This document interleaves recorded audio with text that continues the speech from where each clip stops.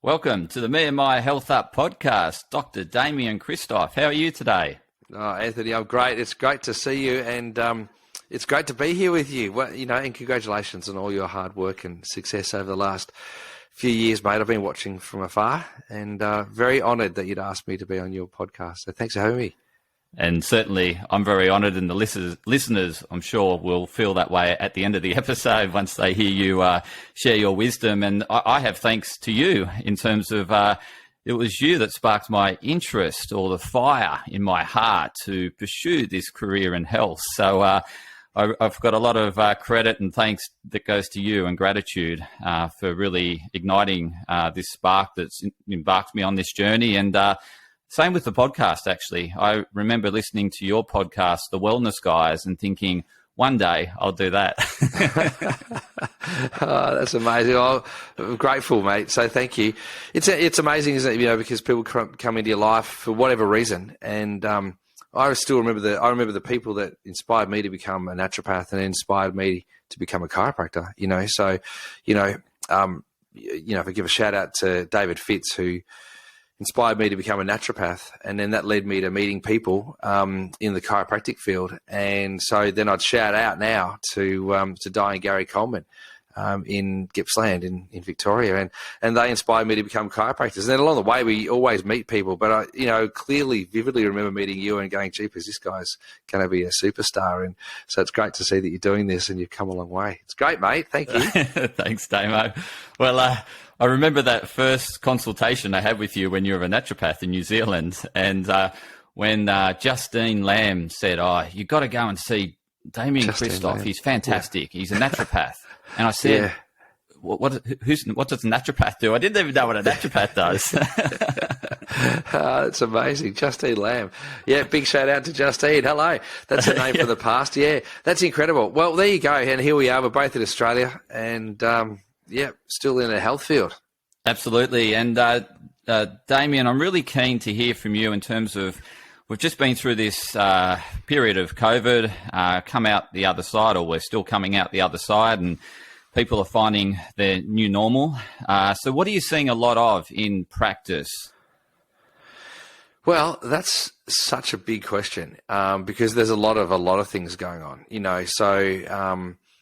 COVID was a very stressful period of time for a lot of people. And so in the midst of COVID, particularly here in Victoria, we had a lot of stress and anxiety, and people were quite forlorn and melancholy, very angry. There's a lot of anger. And of course, anger drives, lots of disease within the body. And ultimately that over a long period of time causes, ill health. So, we've seen that.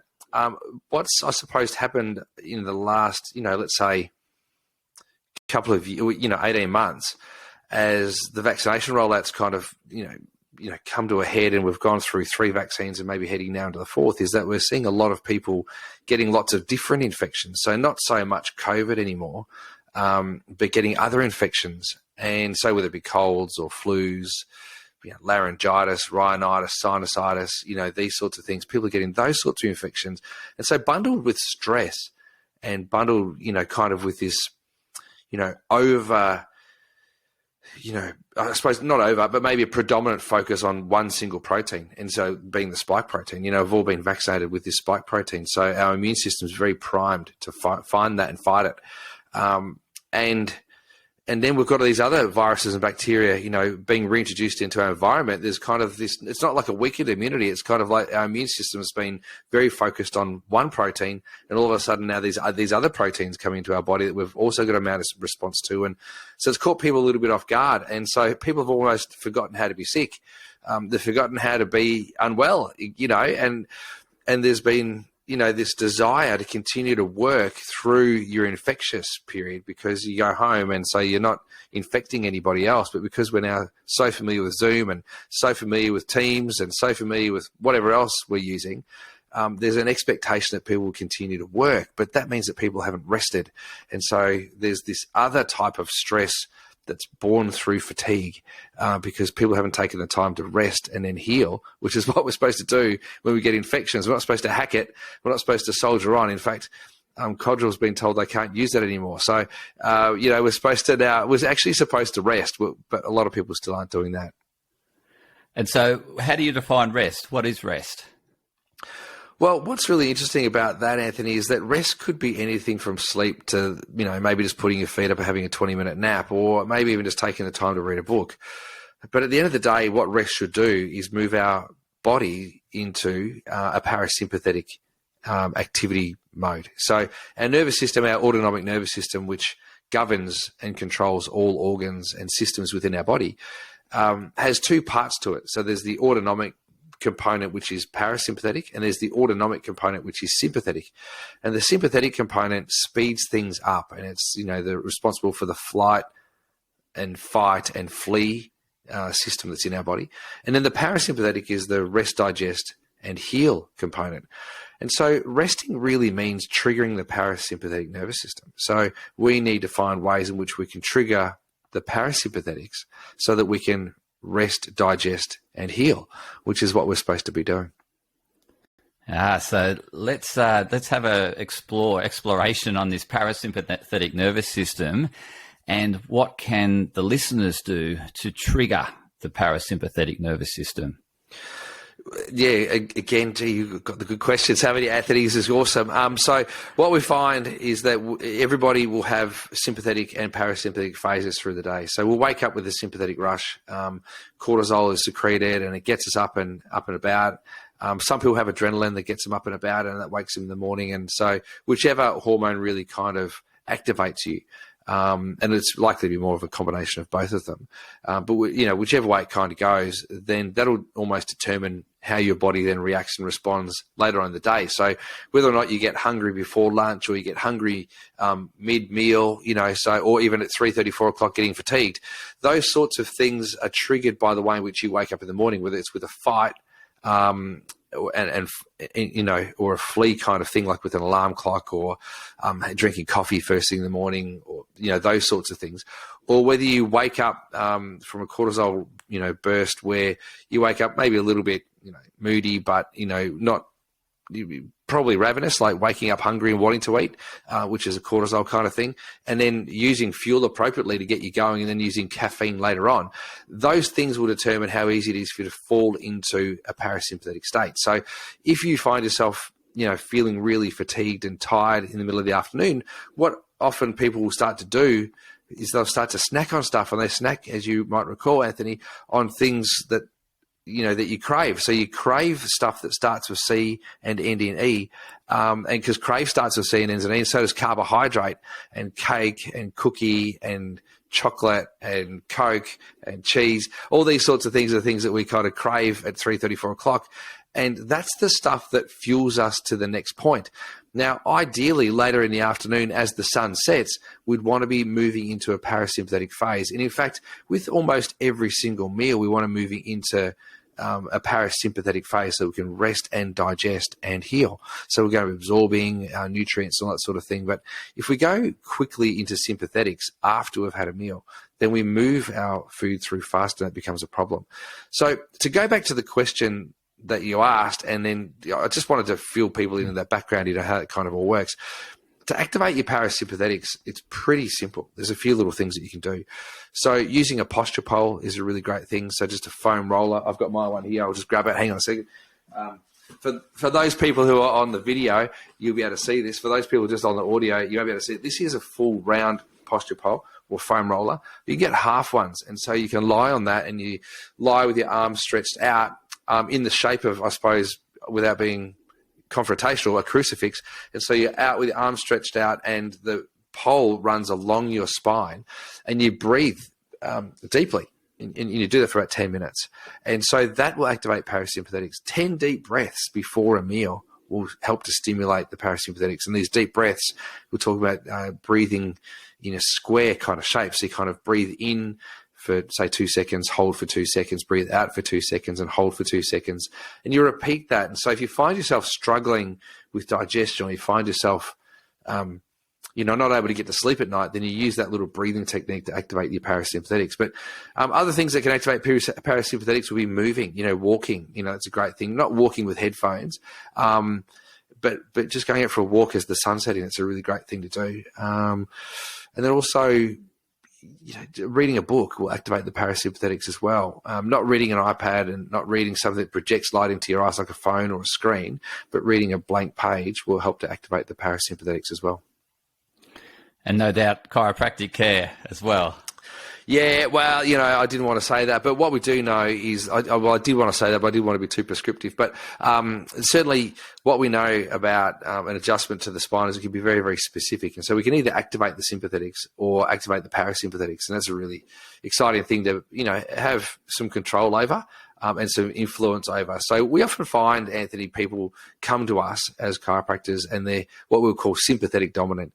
And so their nervous system is so overrun with stress and anxiety, and they've moved through being stressed and gone into anxiousness and then overwhelm and then into insomnia, and then some of them move into somnolence and being, depressed. And so we have that sort of, pattern because stress cascades up, like it continues to wind up in people. And so when the chiropractor comes to play, when we adjust the spine and we do it appropriately, the way in which we're trained to do, we will actually see a downregulation of sympathetic dominance. And this is very measurable. We can see this. We measure this with heart rate variability, and there's lots of research with it too, which is really exciting. So we get to help people move out of that stressed, anxious, overwhelmed kind of phase and move them closer to just that, nice calm and get stressed from time to time because you care, but, a healthier phase, which is awesome. And for those listeners that aren't familiar with chiropractic care, you want to just sort of give a bit of background as to how a chiropractor works with a client? Yeah, for sure. So as chiropractors, we go to tertiary education, tertiary college, and we train for 5 years. So we do a lot of study. It's about 30 hours a week for 5 years, maybe sometimes it's more. And so we're very highly skilled. We train and practice a lot on the mobilization of joints. We call that an adjustment. And the adjustment of the joints it effectively alters the way in which the brain interacts with your space. So your proprioception is altered. And that proprioceptive shift or change alters what's called afferent and efferent communication. So efferent communication is communication from the brain to the body, and afferent communication is information that goes from the body to the brain. And so chiropractic is able to affect that through its adjustments. And so the adjustments for some chiropractors will be osseous and loud. So there'll be a click or a pop or a crack or something like that. And again, using those words, I don't want to be offensive or frightening. But those, the reality of moving a joint can be that there's a little click, a separation of the joint temporarily that enables the adjustment to take place. In some other cases, there's no audible pop in other techniques, that are used. We could use a activator, which is an instrument, or an integrator, which is another instrument. Or in some cases, there's very, very soft touch and some wedges and blocking. And so there's different ways in which chiropractic can be done, but essentially it revolves around the stimulation of the nervous system and the removal of interference to communication to and from the brain. And what do you see common in terms of those interferences that people are exposed to on a regular basis? Yeah, so Anthony, from a chiropractic perspective, we talk about the three major stressors, or the three stressors, and not major, but these are the actual stressors. You've got physical stress, which would be for a lot of people sitting down all day. It might be slips, falls, crashes, getting knocked out at sport, or getting hit in the head in a sparring event, Anthony, something like that with your martial arts, those sorts of things that could cause a subluxation or a dysfunctional joint segment that would result in the need to see a chiropractor. Another thing that, could trigger it off would be emotional stress. And, most people have had some degree of emotional stress, and some people undergo emotional stress perpetually on a daily basis, whether it be with their home relationships, their friend relationships, or their work relationships. We will see, subluxations or dysfunctional segments within the spine occur as a result of emotional stress, tension building up within the body, for example. And then the other stressor is chemical stress. So that's everything that goes in and on your body. It's basically what's in your environment that can go into your body or on your body and affect you. So those things will also cause a stress response within the body, which can also result in a dysfunctional segment throughout the body. And we look for that, from a chiropractic perspective. This is what our foundations, kind of revolve around, and our philosophy is pinned to the idea that our lifestyles impact the way in which our brain communicates, both to the body and from the body.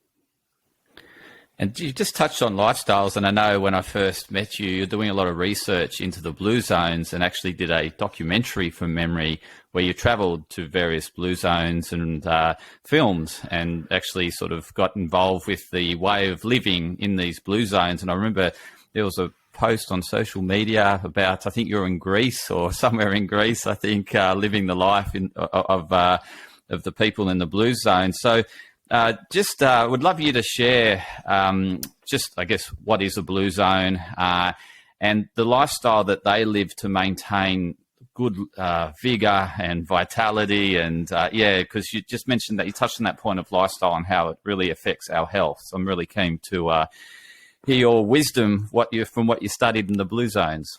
Yeah, for sure. Well, a blue zone comes from Dan Buettner's work, and Dan Buettner worked with National Geographic in exploring why certain cultures around the world lived a long time. And so countries around the world had to apply to become a blue zone, essentially, from my understanding. And then Dan Buettner took his team of researchers to those areas, and then tried to validate the length of time that people had lived. And eventually he arrived at 5 countries around the world that he considered to be blue zones. And the reason why they're called blue zones, I think, is because that was the color of the pin that they were using, not because of anything else. It was just the pin that they were using on the map. It was just blue.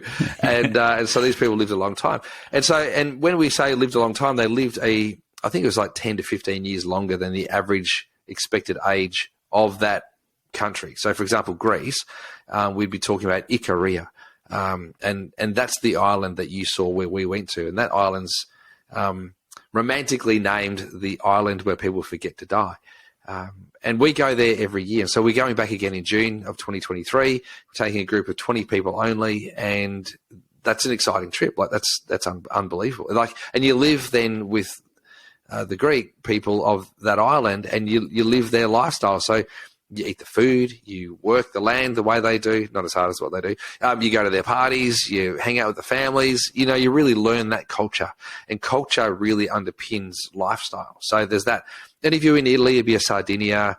Costa Rica is another one. Just outside of LA is Loma Linda, and then Okinawa in Japan. So there's a few places that you kind of go, oh wow, that's really interesting, that's fascinating, and it all comes down to, I think, probably 3 main things. So a lot of people say, oh, it's got to be the food, or some people say, oh, it's because they work the land, and that's not the truth. And then some people would say, oh, it's because the water's clean, or whatever else, or because they got the sun, or whatever.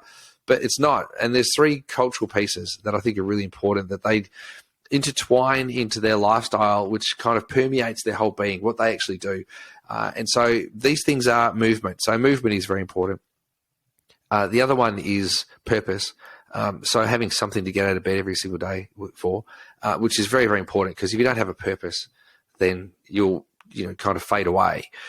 And then the other one is engagement. So maintaining constant cognitive involvement and being engaged in your community and with your friends and having conversation and continue to grow and learn. And so that movement, engagement, and purpose piece is what, we've kind of been able to glean from our trips. And to experience that is unbelievable, Anthony, because when you've experienced it, you bring it back into your existing lifestyle and you start to implement some of those things. And every time you have a behavior, you start to think about, oh, could I have done that differently? Or how would I have done that if I was in Ikaria? Or how would I have done that if I was in Sardinia?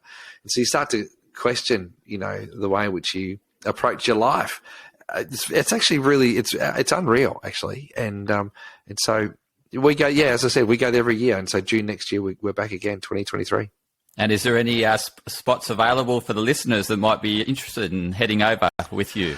Yeah, well, that particular podcast, Anthony, the trip is called 100 Not Out. And so if you go to the website, 100notout.com, I'm stealing your podcast here. Sorry about that, Anthony. If you go to that that podcast, 100notout.com. You can have a look at what it's all about. And if you're interested in it, register. We don't take people just because they apply. We want to make sure that we assemble a great group. And so in many years, we've taken different groups because we just feel that, if we've got people of like-mindedness, then they'll learn better. And so we go through an interview process. We make sure that the 20 people that we select are really are going to get on really well and have a great experience. And we're passionate about creating an unbelievable experience for people. It's not. Let's be clear on this. When you go to these places, it's not 5-star accommodation. Like, we're not talking about a resort with massages and mojitos and strawberry daiquiris, and somebody peeling grapes, and katut rubbing your feet. Like, that stuff's not going to happen. This is a immersion into a longevity experience. So it's quite a unique event. Fantastic. Well, listeners, go to 100 Not Out, check out the website, check out Damo's podcast. There's lots of awesome wisdom that Damo shares. Because how long's that been running for now? That'd be over a decade, wouldn't it? Yeah, we're coming up to it, mate. So I think today we'll record episode 491 and 492. Wow. And so we're closing on 500 episodes. We're doing it every single week for all that time. And it's unbelievable.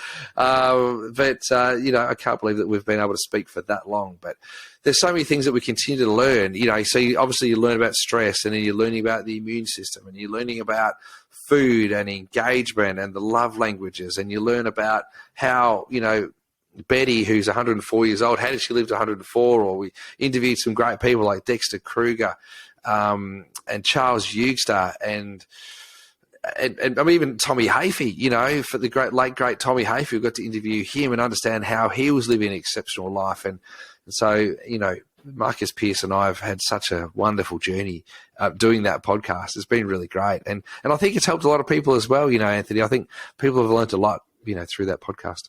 Fantastic. So check it out, listeners. And Damo, I'd just really love to hear about what's been most profound over those 492 episodes, discussing all sorts of things around the blue zones and how to live with great longevity. And also, I guess, over that period, science has been evolving too. And, I'm not sure if you've read Dr. David Sinclair's book on why we age and how we can slow it down or something. So really keen to find out from you, given that you've been in practice for over 2 decades, what has really stood out for you around what we know about health?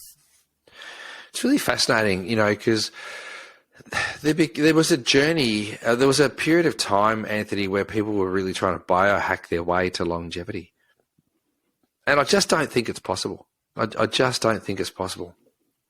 I think if we become reductionistic about longevity, we'll start to focus on the parts of the body or the parts of things that we want to hack, the things that we want to kind of navigate through quickly or find the secret sauce, the elixir.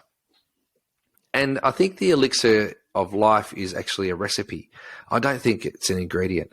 And the recipe revolves more around who you hang with and how you hang with them and what you do with them, as opposed to, finding the micronutrient or the pharmaceutical drug that's going to lengthen your telomeres, or adding, a micronutrient or a macronutrient or a novel nutrient, antioxidant into the bloodstream that may or may not have the desired effect. Like in a test tube or in a Petri dish, we can see what it's going to do. And so in vitro and in vivo, we have different types of outcomes. And so I don't think, science really, we have to remember, the position and the place of science. Science really is designed to help us ask better questions. So the role of a scientist is not to necessarily arrive at answers, but once they've arrived at an answer, ask another question.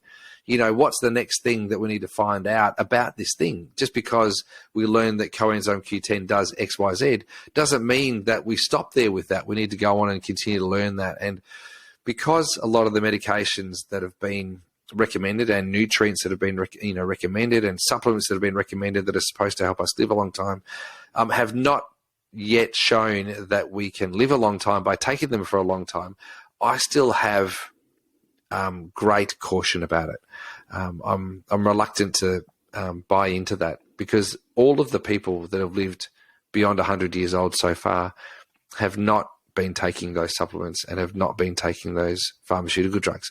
And so I'm cautious of that. And then so if I look at what they actually do, if we're to talk about what's been the most profound thing coming into this podcast, I think at around about episode 1, 2, 3, or 4, I was saying to Marcus, mate, this is all about food. We're going to find out what food people eat. And as a result of finding out what people eat, we're going to now know why people live a long time. And we interviewed a guy, William, Dr. Bill, golly gosh, I'll have to go all the way back to that one. We interviewed this guy, and he was a doctor, and it'll come to me.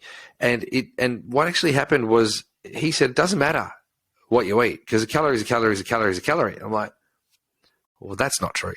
And he kept on going on about it. And I was so fired up. I was actually quite angry about it, because I was like, how can you say that, a green leafy salad and some beautiful organic, fish with some olive oil and some beautiful Himalayan rock salt and some chopped up tomatoes and maybe some bocconcini, how can you say that that's as good for me as a Big Mac? That's ridiculous.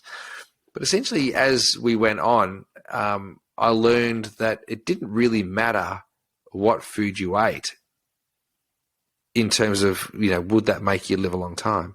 It's how you consumed your meals. Did you sit at a table with your family and your friends and have conversation? Are you telling lots of jokes and having lots of laughs? Are you, or are you punishing yourself? Like, let's say, for example, you're having, I hope this isn't the case, but let's say, for example, you're having Macca's for dinner, but you're telling lots of laughs. That may, in fact, be better for your body than sitting in the corner all by yourself sucking on a kale smoothie. You know what I mean? So those sorts of, that approach, if you're not engaged and you're not purposeful and you're lonely, but you want to live a long time, so you're drinking kale smoothies, that's probably not going to be as good for you as if you were kind of engaged and having a whole lot of fun and good times with your family and friends. And do you know what I mean? So that was a real big wake up call for me. And then, off the offshoot of that was that what I learned is that it's not so much the meals, it's the avoidance of chronic disease. So if you can avoid heart disease, and if you can avoid diabetes, and if you can avoid cancer, then you're not going to get knocked off early. And so the way then to maximize your DNA and your biological impact or potential would be to follow the tenets of those centenarians that have done a great job, and that's through movement, engagement, and purpose. And so, and then eating food with your mates. But and then, of course, it appears to me to be true that if you eat great food, if you eat great food, you will feel better, and as a result of feeling better, you'll enjoy your life much better. And so, I think that's really important. To kind of use that as a takeaway. Love those words around it's more about the recipe as opposed to the individual ingredient. I think that's fantastic. It's certainly a takeaway for me, and how it's not necessarily, don't get fixated on the what you're eating, but it's how you're eating it and what company are you enjoying yourself. And because earlier on in the episode, you mentioned how emotional health can really affect our nervous system and can affect our health as an end result of that. And so if you're self-sabotaging as a result of eating something, you're beating yourself up about, then that's going to result in that emotional energy that's not good for your health overall. Totally. Yeah, totally. Yeah, 100%. And, I think what's important to understand is that stress is important. And so stress is good for us. There's nothing wrong with stress.